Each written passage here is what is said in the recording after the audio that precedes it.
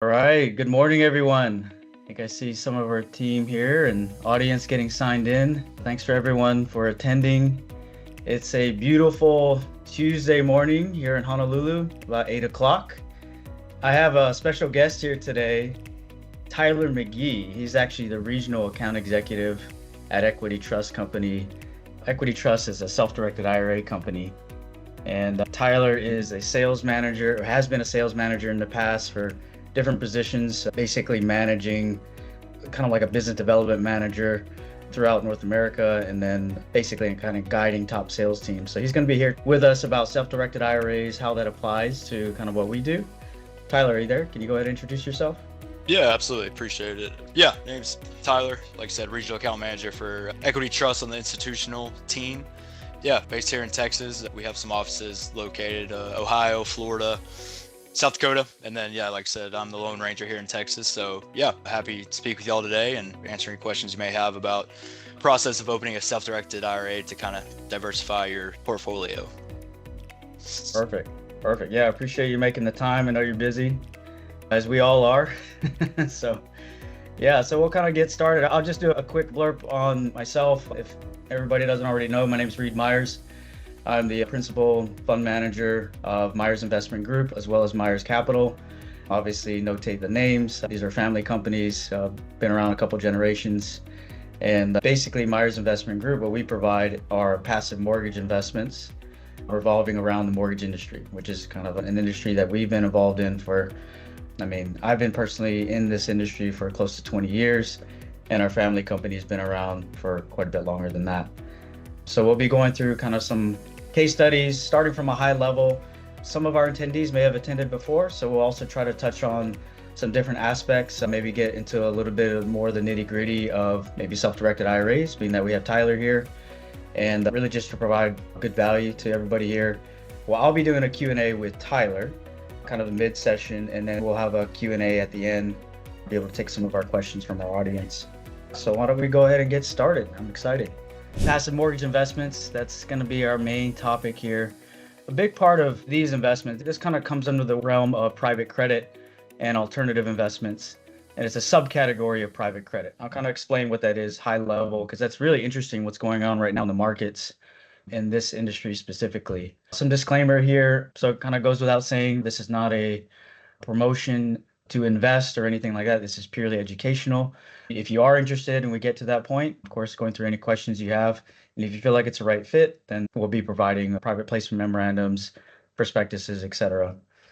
And these investments are specifically for accredited investors based on the definition of SEC, which generally means you have to have a $1 million net worth, excluding your primary residence equity, or have the appropriate income qualifications, which I can discuss that with you. A little bit more about me. I started in the industry or real estate finance in general. I was an investment analyst for a prominent REIT, real estate investment trust in the Southeast. I was actually born in Hawaii, but I grew up in South Carolina, of all places. And that's kind of where I got started in my career. I was involved in doing analytical work, putting together pro formas about real estate development, handling investor relations, and we even got into doing some private equity and some business acquisitions. So overall, close to 20 years now, believe it or not. And like I mentioned, Myers Investment Group is our capital management company. Myers Capital is our mortgage company. And I'll kind of talk about a little bit later on how those two interrelate. Over the years, I've just been interested in everything to do with capital formation, real estate, and I've gone down a couple different paths. We ended up not pursuing, but I had my real estate license in South Carolina, appraiser's licenses, and pretty much after that, kind of just ultra focused on mortgage lending. So that's a little bit about me. I am very passionate about this industry and what we do, and even more so how it relates to providing wealth and value to a lot of our investors, both from an acquisition standpoint. A lot of my clients, of course, will acquire real estate. We help them with their mortgages, building wealth there, learning how to invest, learning how to get started, as well as doing, we work with first-time home buyers as well, a different part of our business, but I'm very passionate about all of that and just being able to overall help people in their investing with their investing goals and kind of what they're trying to accomplish for themselves and their family. We've been featured a few different times. This is a couple of them.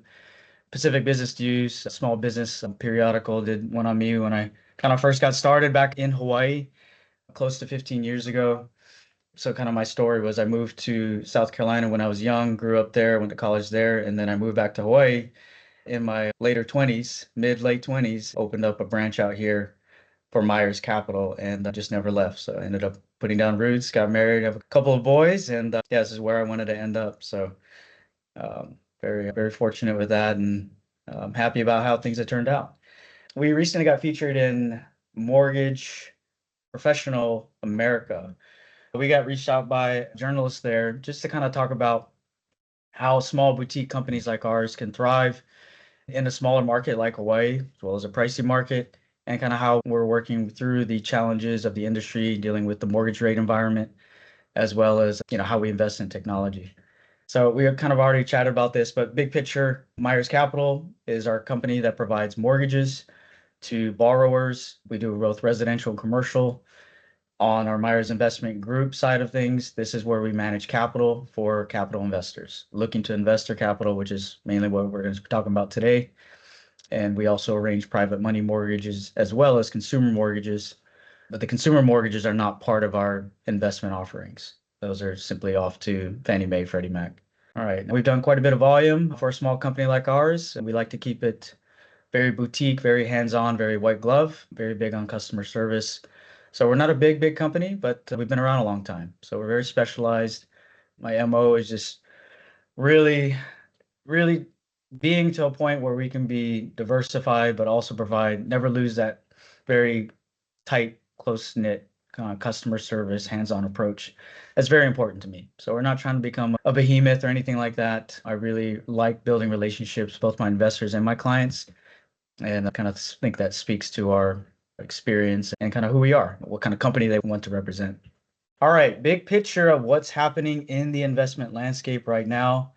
We, of course, everybody knows about inflation is being a little bit sticky. We are dealing with basically minor wage growth, but probably more flat than anything. Bottom line is there's a lot of pressure on from the administration to lower interest rates. Of course, you all probably have read somewhat of what's happening with the Federal Reserve Chairman. But basically, what this equates to us, and kind of big picture, mortgage rates, we're sitting at close to 12-month lows. It's kind of been ticking up in the past couple weeks. These are, general consumer mortgage rates. Right now, we actually put a loan in the other day in the fives. This is for owner occupied, agency financing. And that was kind of nice to see us dipping into the fives for a 30-year fix. On average, the interest rates are probably in the low sixes right now. This one, I think, is a trend over the past year. But right now, yeah, we're about low sixes on average, somewhere around there, 30-year fix. Our treasury yields are hovering in this arena, 4.3, 4.5. And we're still dealing with kind of sticky inflation. And what this means for our capital investors, basically, you look at where you can place your capital, what you can do with it. You have, basically risk-free investments like treasury yields or 10-year treasury bonds, as well as money markets, et cetera. And those are paying still something, you might be able to get 3, 4%. That's your risk-free rate of return in this market. For borrowers, of course, with mortgage rates remaining elevated, obviously that affects things like financing costs. This has an impact on obviously for tighter lending standards. Kind of what I see boots on the ground is the borrowers that can afford the price points of, at least in Hawaii, we're talking like 1.5 million, maybe 2 million on up. Average single family home, to put in perspective, on Oahu right now is about 1 million. We're not really seeing the high-end market slow down a whole lot. I mean, you got to think about it. They're a little bit less affected by mortgage rates. They're probably riding on the tailwinds as well as the stock market doing very well right now. So they're seeing their asset accounts probably balloon, and if they see a property that they like, then they're going to go after it. It is affecting, the mortgage rates are affecting the borrowers, first-time home buyers, as well as even move-up buyers and borrowers. We are seeing it affect real estate investors, which is specifically important to us. It just has to make more sense in regards to the property being able to exit and cash flow, given that there might be a debt coverage requirement for a long-term loan that the borrower is going to get. Debt coverage requirement simply is how much rents the property can generate as opposed to the carrying costs of the property, typically P&I, principal and interest, taxes, insurance, and HOA if there is one. So We're optimistic that rates are going to drop. And to me, that's going to be a good thing. And actually, not really too much of a bad thing, even for our private money loans, where we're looking to get double-digit yields. And I'll kind of touch on that. But I think if mortgage rates drop, that's going to be nothing but a tailwind for the real estate industry as a whole. Private credit overall, what is private credit? Basically, private credit encompasses anything from corporate lending, and this is non-bank. So when you hear the term private credit, it has a bigger definition, but includes things like direct corporate lending, residential and commercial real estate lending, consumer lending, specialty lending, very kind of unique situations where the banks are just not doing it, right? Private mortgage lending is a small facet of that. So this doesn't equate to exactly what we're talking about today specifically, but you can see the size of the markets and how they've grown. And there's definitely a very tremendous institutional demand for this kind of paper right now. So how this impacts borrowers, investors, not to mention, I'm sure a lot of you have read about the administration putting together a request to make to Department of Labor and I believe the SEC to make it easier for 401k providers or employers to provide alternative asset as an investment option inside of company 401k plans. So that's kind of interesting to see, like the administration, however you think about it. Not going to get involved in that right now. It's not the topic of our conversation, but interesting to see how the market is evolving and allowing for alternative investments in mainstream accounts like company 401ks. It's my understanding there's still a lot to work out there, a lot to unravel before that becomes mainstream, but it's still interesting to kind of keep an eye on that. And we would obviously fall under alternative investments. So I think we talked enough about the market in general. How this relates to us, like I mentioned, we're a small facet in this big world of private credit. We fill the gap where the banks do not provide or can't move fast enough. We mitigate our risk still by doing heavy due diligence, very, very detailed underwriting, digging into all parts of a loan and what makes it tick to make sure that we're comfortable in lending to a real estate investor or small developer. So we'll kind of go into how we look at deals. We are doing private mortgages. So these are going to be recorded mortgages or first trust deeds. Same thing, just depending on the state. We like to keep our average LTVs somewhere between 50 and 60%. That's kind of our average across our portfolio. Why is that important? LTV stands for loan to value. That's important because it determines what we have at risk. Like on $1 million property, if on average we're lending somebody 600,000, that gives us $400,000 in equity cushion. That's what we want as a lender. That's part of many things that we want to see as from the lending standpoint to make sure that this is safe for us, safe for our capital preservation mandates. So that's kind of our average across our portfolio, 50 to 60%. We're focusing on short-term, high turnover loans. We bank on, and we really go after wanting to have the high performance on these loans. So meaning we like to lend to people who have a lot to lose, are motivated to pay us off because they want to preserve and keep all their hard-earned equity that they've got in their property. And that's what we want. We want them to be motivated to pay us off. I always tell my team, we like to lend to borrowers that say, God, that rate is expensive. And I say, I know it is, but if we could get you the bank loan, we would already gotten it for you. We could get it for you, or you've already gotten it before you called us, right? So we're here to bridge the gap for lending to real estate investors to either build their property quickly, acquire it quickly, tap into cash or tap into equity in their property quickly, where there might be nuances of the deal that a typical long-term lender is not going to touch. So that's what we're focused on. And then we have some diversification across not just Hawaii, across different markets, and then various property types. We'll go into that. All right, so how does this work for you as an investor? Okay, so passive mortgage investing simply means this is a mortgage, right? We put on the property. A lot of times we have already lent this borrower the money, and now we would come to you if you're interested in looking into these investments. We would come to you and kind of go over the deal. If you're interested, then you can invest in it. You would own the whole mortgage or a portion of it. That's called a fractional. So if we come to you with a $500,000 mortgage that's earning, let's just say 11%, you don't necessarily have to take the whole $500,000 mortgage itself. You can invest, 250,000 or 150. Our typical minimum is 150,000. And these are our average annualized returns somewhere in this range. These are for first lien positions. And so kind of piggybacking off of that, this is how the time frame and the kind of the wheel, like the lifeline works here. The only thing that we've done is most of our deals, you don't invest your funds up front. We close on the loan first. So we actually kind of start with step two now, where Myers Capital, we have already lent the borrower the money, we've already underwritten it, and we've already closed. Sometimes the borrowers maybe even made their first payment. Not always, but sometimes they may have already made their first payment. But basically, what we do is we then approach you as a capital investor, and anybody here can now be on our list, and you'll get to see some of the high level points of the deal. If you're interested in it, then we get a non-disclosure agreement signed, and then we send you over the due diligence package, and you can go through that. Due diligence package is everything that we've underwritten about the deal, about the client, the borrower.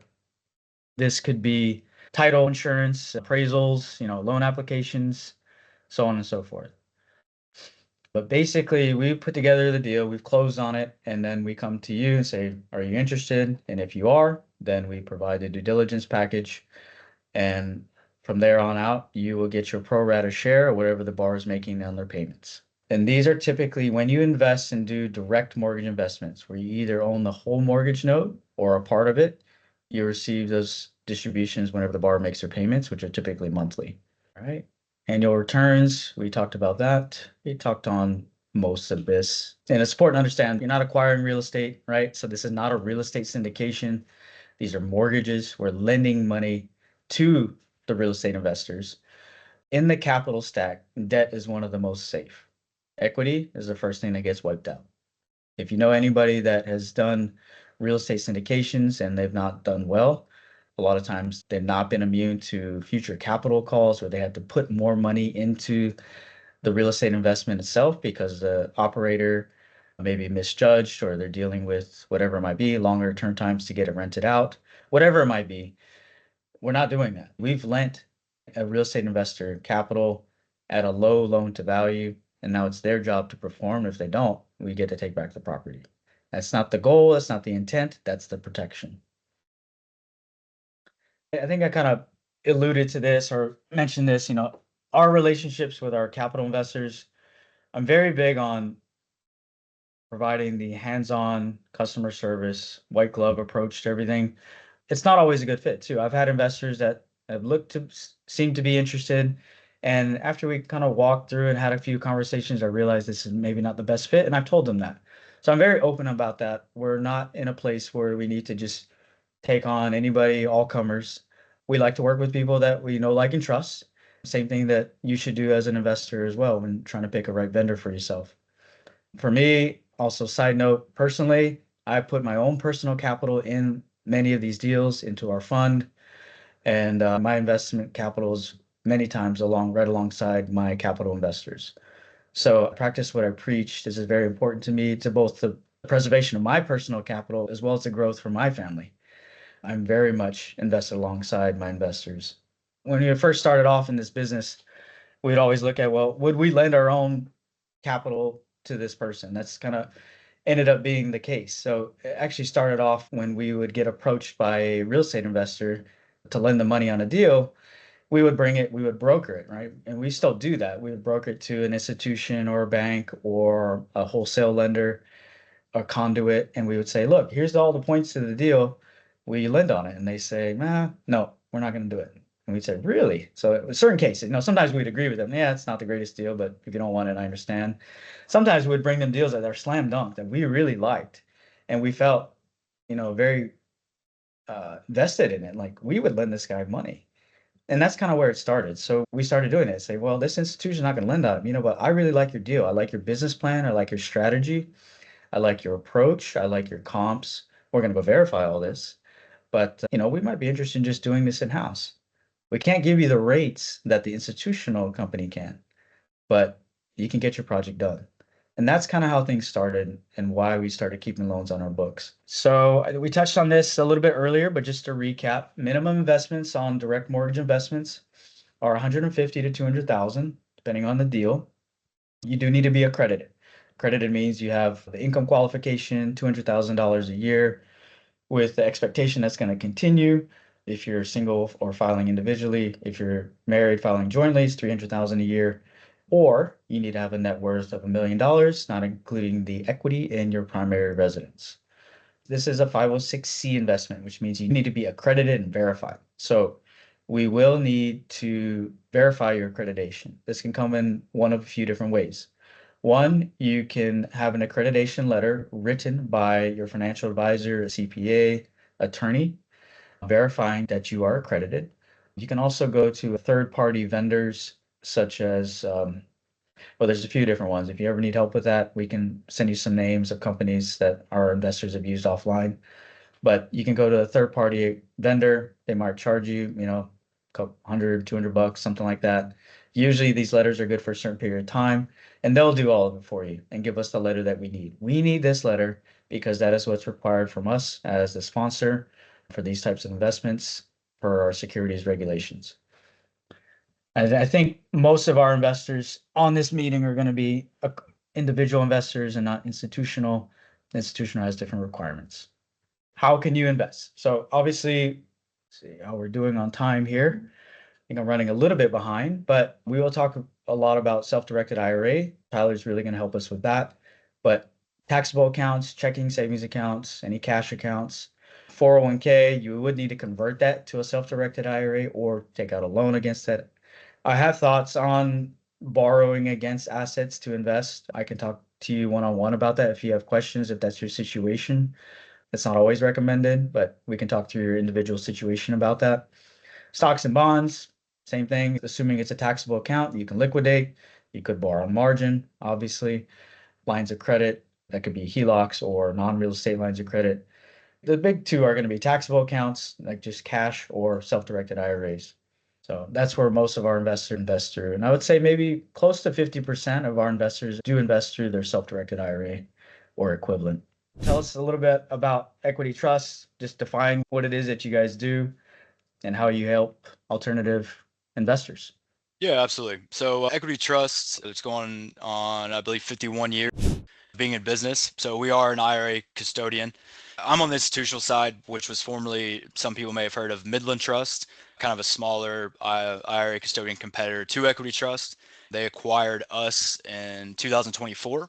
They liked what we were doing, so they wanted to add us to their side of things instead of competing with us. So yeah, so we operate a little bit differently than the headquarters, but again, been in business 51 years.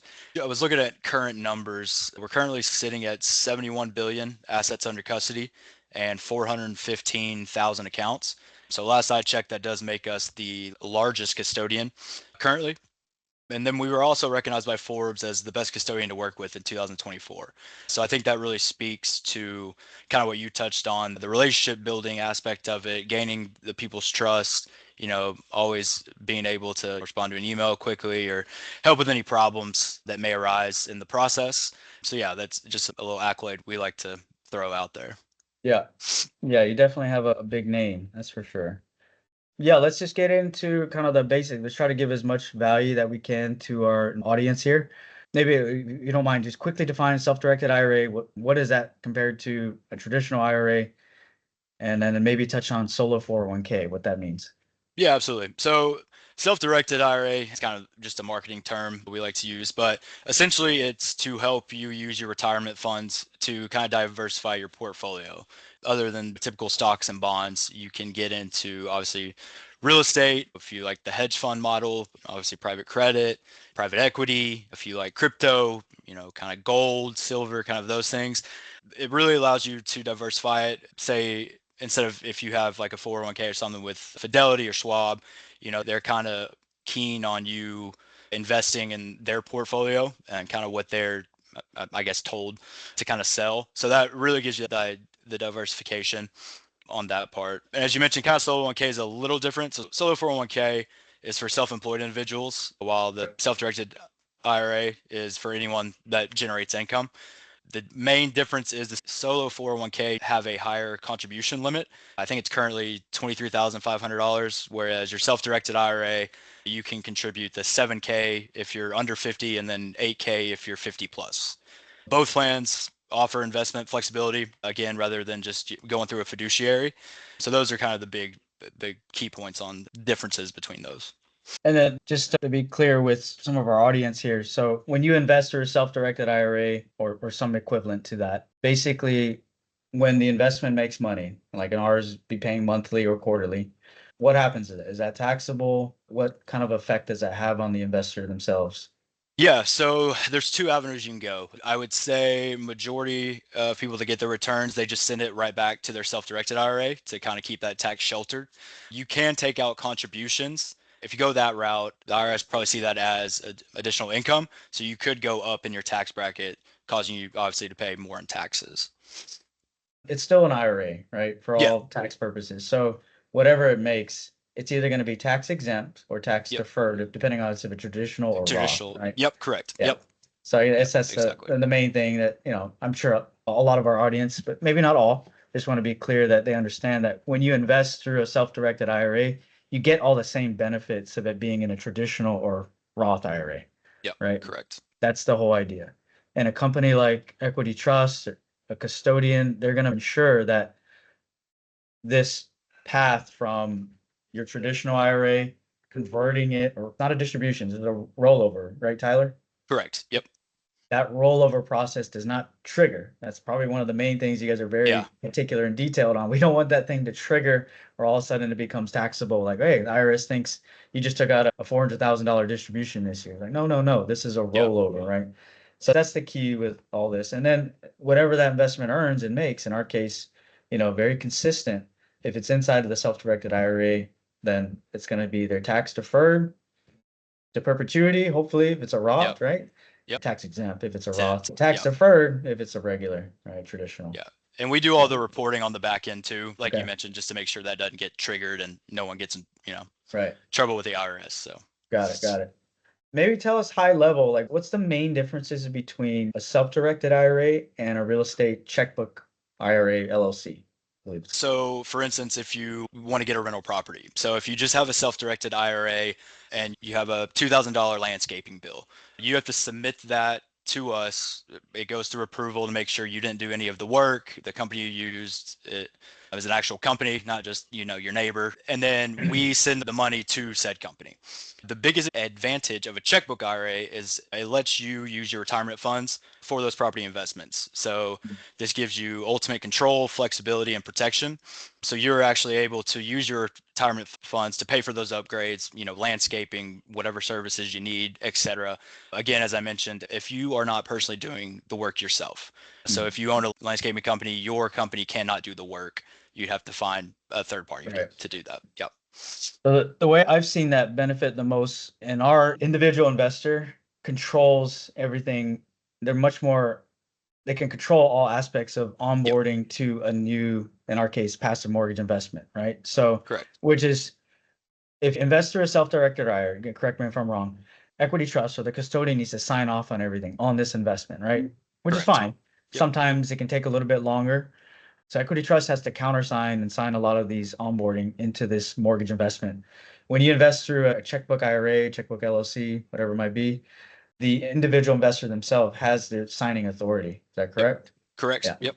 So that's from my mind, the one advantage I've seen, at least in our world, where the checkbook IRA, I think the cost might be a little bit more. Correct me if I'm wrong, Yep. but it just gives you more control. And why is that important? Well, it just means you can decide on investments faster.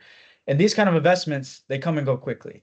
They Mhm. get paid off quickly, relatively speaking. Most of these are typically 12 months or less. So you invest in a deal for 6 or 9 or 12 months and then it gets paid off.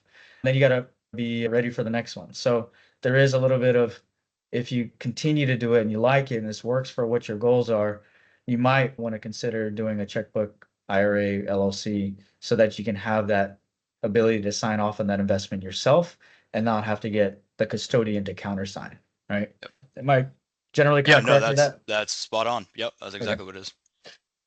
All right, great. Let's talk about the fees real quick, just kind of high level, what's to expect. And then how would you recommend a new investor starting off and looking at custodians, how would you recommend they compare one over the other? Yeah. And Absolutely. yeah, Yeah. So our fees, I have a whole fee schedule PDF that we can send out if anyone wants to take a look at it. But in general, the moment you open the account at Equity Trust, you are charged $555 annual fee. So that includes The typical 325 annual fee, the application fee, what other fee is there? Transaction fee. So that's all included. Again, we don't work on percentages or anything like that, so we're not going to upcharge you for anything. It's just a basic, transparent $555 first year, and then every year after that, you keep the account. It drops down to $350. If you do decide to invest again into private credit or mortgages, or if you found a hedge fund you want to invest in, you don't have to open another account. You would just be charged an additional $125 transaction fee. As long as you're just doing one investment, it'll be that 555 and then drops down to 350 after that. Again, as you mentioned, the checkbook IRA, I believe it's $1,250. So it is a little more pricey, but again, it gives you the power to kind of invest and not have us double check everything and you know just watch your back at all times. So Right. yeah, so that's pretty much the basic of the fees. And then if you're going comparing different self-directed IRA or IRA custodians, it's really kind of what you're looking to do, and the timing really is what it comes down to. Obviously, customer service is a big part. It's what we really pride ourselves on. So, for instance, I can't speak to every IRA custodian, but for us, especially for your accounts, Reed, you'd have me as a direct point of contact. We'll have an onboarding specialist that can help you walk through the whole onboarding process, fee structure, application, all that. And then we also have a client service member put onto your personal account as well. And that's for every investor. It'll all be the same people. So they're not having to go back and forth. A lot of people, they just have a generic 800 number and you don't really have a direct point of contact. So I would say if that's really important to you, that would be something to look into. Also, Yeah. the process. So again, we just have a simple 3-step process. It's you open the account, you fund the account, and then once we have all the information, wiring instructions and all that for the fund you're wanting to invest in, we then send the funds over there. So on that, we're looking at anywhere from about best case scenario 2 weeks to open that account, have it funded, and then send the funds out to 4 weeks. And it really just depends on if we're working on getting, verbals or any documentation that we need. That's kind of why there's a 2-week lag on that, if that's the Right. case. And then again, I was going to touch on the education part of it. I know some custodians, they just dial for numbers and they don't really do the relationship building or, take the time to do the education, which we do on a daily basis. I think today I've done 2 other webinars this week and I have one more tomorrow. So we're always trying to educate people to see if it's a good fit for their financial goals. Again, we're not advisors, so we're not advising you to invest in anything. We're just kind of walking you through the hoops and kind of just checking off the boxes. Yeah. Yeah. Great. Great stuff, Tyler. I wanted to share this clip. I'm not going to read the whole thing, but I'll send it to everybody on our after our webinar thank you email. But we'll put this link in here. I just thought this was interesting. This is one of your investors, and he was talking about, his background, how he got started looking into self-directed IRA and alternative investments. And he came from the corporate world, and I just thought it was interesting. I really liked his kind of testimonial here. And he was investing into mortgages. So one in Ohio and one in Kansas, looks like. Yep. So anyway, I just thought it was interesting and relevant. So we'll include that in the email to our guests here later. Okay, awesome. So let's finish up the exciting part.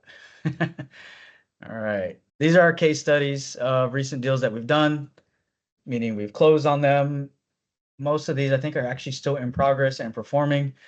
Just real quick, I know we're kind of getting short on time, but we land primarily in Hawaii, but we like to target the Northwest. We like New Mexico, cautious in Texas. We like the Southeast, Eastern, kind of mid-Atlantic throughout the Southeast because of our, existence of our original main branch was in South Carolina.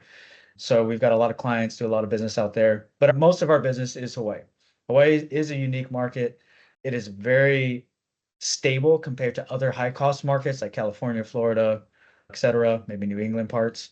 They're not making any more of these islands, not in any of dozens of lifetimes coming up. Maybe in a few million years, you might see something new, but we are very in tune with what's happening in the Hawaii market. A lot of people's wealth in Hawaii is built up in real estate because of its location, because of just the distance from stock market, et cetera, but also because of the performance of real estate. Hawaii's one of those areas where you can have blue collar mom and pops getting started in real estate. They scrape by what they could, 50 years ago, and now their grandchildren or their great grandchildren are reaping the benefits of it, for better or worse. Their grandparents worked their butts off to get it, but they know and understand the value of real estate and the long-term wealth creation that it provides. So here's a property that we lent on in Maui, not near the fires. This is called Kihei. It's on the South Shore. It was mid-construction. Okay. So the borrower had already started the construction. The borrower is a licensed general contractor in Hawaii. This is his property. He owned it free and clear. And basically, he had tried to get the course of 18 months, I believe, trying to just fund the project out of pocket. And the costs got to beyond what he was budgeting for, possibly inflation, etc. And he needed to get a loan to take it out. Good luck trying to get any kind of standard conventional loan on a property that's mid-construction. That was his big issue. Also, they had racked up credit cards to the point where they were using it to kind of fund the construction, and it started to bring down the credit scores. Other than that, he was not late on basically anything. There weren't major derogatories, no foreclosures, no bankruptcies, etc. It was simply he's running high balances on his credit cards trying to get to the finish line. So bottom line, property's free and clear. He needed to borrow close to about 1.6 million, and we appraised the property as is. That means the value as of that day that we went out there, which is maybe 60%, maybe 50% complete. This isn't the actual property, but it was more complete than this. We appraised the as is value at about 1.1, I believe. So we gave him a certain amount of money up front because the property is worth something as is, and the rest of it we held back in what's called a construction holdback. So the way that works is we only disperse that construction holdback. We hang on to that money. Yes, we've agreed to lend it to him under certain conditions or wire it to him, but we've held that money and we'll hold it back until he meets certain phases and certain requirements. Then we inspect it, agree that his work has been done, agree that the subs have been paid, then we disperse that phase. So that's the way construction holdback works. Bottom line is our total exposure on this loan amount was about 1.6 million. We appraised the property with what's called the ARV, the after repair value. So we want to know the as is value on a project like this, as well as what is it going to be worth once it's done. So we appraised the ARV at 2.5 million, and that means our loan to value is about 65%. And we did a 12-month term for them. So this is an example of if somebody invested and took the whole note, and we have this mortgage on our books currently. We've got a few interested investors, not for the whole amount, but for portions of it. But currently, this is what we're earning. So we have this loan already on our books. It's already performing. I think he's made maybe 2 or 3 payments already. So if somebody took the whole note, they would earn 11.6% annualized, and that's monthly cash flow of 15,795. That's it. That's like net. Now, one thing I didn't touch on is like, how do we make our money on deals like this? Well, we make our money when we put the loan together in what's called points. And this is the points are paid by the borrower. We also make money on the spread between the note rate and what we give to our capital investors. So generally it's an 80-20 split. So what that means is whatever the note rate is, our capital investor is going to earn 80% of that. We will earn 20. So on this one, I believe the note rate was 14 and a half. And so if you take 14 and a half times 80%, that's 11.6%. That's what our investors are earning on this deal. So very strong deal, good low LTV for an experienced builder, property in Maui, high-end area. We also lend on land and on certain cases. So we only like Hawaii. Hawaii's value is in the land. It's not in the improvements. It's very similar to other high-cost markets like California. Hawaii's even more so.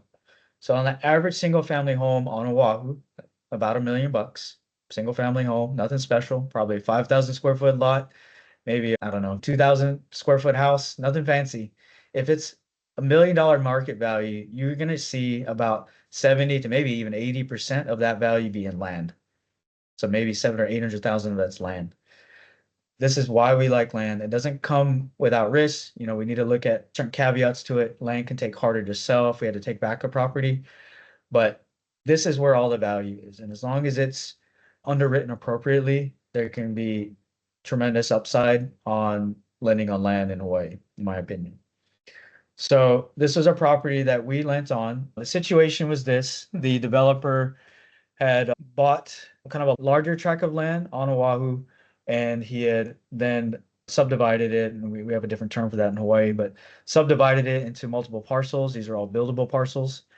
And he had a bank loan on it originally. So the bank already had lent him the money. Now, I can't speak for the bank exactly, but they lend him money on the land loan for maybe 3 years, something like that. It's my inclination that they want to see a certain amount of progress happen in that time.